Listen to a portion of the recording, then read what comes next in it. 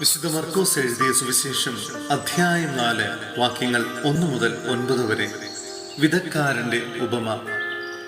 കടൽ തീരത്ത് വെച്ച് യേശു വീണ്ടും പഠിപ്പിക്കാൻ തുടങ്ങി. വളരെ വലിയ ഒരു ജനാവലി അവന് ചുറ്റും കൂടി. അതിനാൽ കടലിൽ കിടന്ന ഒരു വഞ്ചിയിൽ അവൻ കയറിയിരുന്നു. ജനങ്ങളെല്ലാം കരയിൽ കടലിന് അഭിമുഖമായി നിന്നു. അവൻ ഉപമകൾ വഴി പല കാര്യങ്ങൾ അവരെ പഠിപ്പിച്ചു. അവരെ ഉപദേശിച്ചുകൊണ്ട് അവൻ പറഞ്ഞു, കേൾക്കുവിൻ. ഒരു വിതക്കാരൻ വിതയ്ക്കാൻ പുറപ്പെട്ടു. വിതച്ചപ്പോൾ വിത്തുകളിൽ ചിലത് വഴിയരികിൽ വീണു. പക്ഷികൾ വന്ന് അവ തിന്നുകളഞ്ഞു. മറ്റു ചിലത് മണ്ണ് അധികമില്ലാത്ത പാറപ്പുറത്ത് വീണു. മണ്ണിനെ ആഴമില്ലാതിരുന്നതിനാൽ അത് പെട്ടെന്ന് മുളച്ചു പൊങ്ങി. സൂര്യൻ ഉദിച്ചപ്പോൾ അത് വെയിലേറ്റ് വാടുകയും വേരില്ലാതിരുന്നതിനാൽ കരിഞ്ഞു പോവുകയും ചെയ്തു.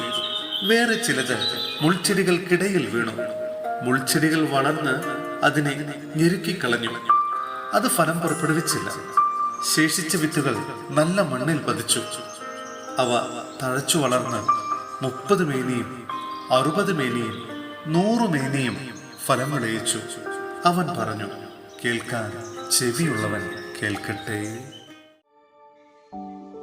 സഹോദരനെ, വിശുദ്ധ പൗലോസ് ശ്ലീഹ കൊറിന്ത്യസിലെ സഭയ്ക്ക് എഴുതിയ 1-ാം ലേഖനം അധ്യായം 1 വാക്യങ്ങൾ 18 മുതൽ 24 വരെ.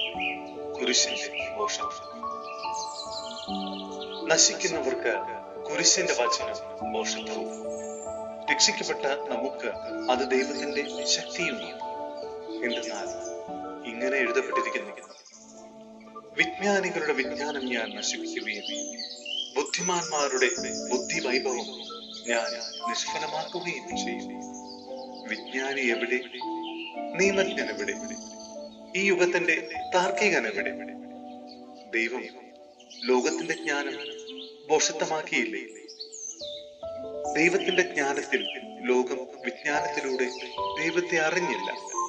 അതിനാൽ പ്രഘോഷണത്തിന്റെ ഭോഷത്വത്തിലൂടെ വിശ്വസിക്കുന്നവരെ രക്ഷിക്കാൻ ദൈവം തിരുമനസ്. യഹൂദന്മാർ അടയാളങ്ങൾ ചോദിക്കുന്നു, ഗ്രീക്കുകാരാകട്ടെ വിജ്ഞാനം അന്വേഷിക്കുന്നു.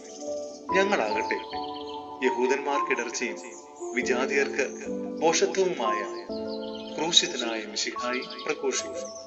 എന്തെന്നാൽ വിളിക്കപ്പെട്ടവർക്ക്, യഹൂദർക്കും ഗ്രീക്കുകാർക്കും മിശിഹ ദൈവത്തിന്റെ ശക്തിയും ദൈവത്തിന്റെ വിജ്ഞാനവുമാണ്.